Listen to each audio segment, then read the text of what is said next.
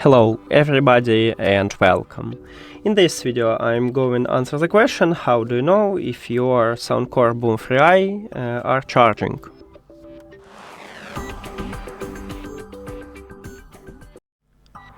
And basically you have two options how to check it. Firstly, we need to pair the speaker to the power. At the back side we have this plug.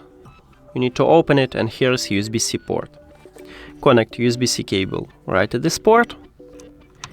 And now the first option, right here near to the power button, if you see the LED light, meaning that your speaker is charging. The second option is to go to the SOUNDCORE application. Of course, your speaker should be connected with the app, and then you just click on it, and right here we have this lightning bolt. So if you see it, meaning that your speaker is charging. Now I remove it from the power, and as you can see, no lightning LED light. That's it. Thank you for watching this video. If you found it helpful, please consider subscribing to the channel and leave the like on the video. See you later.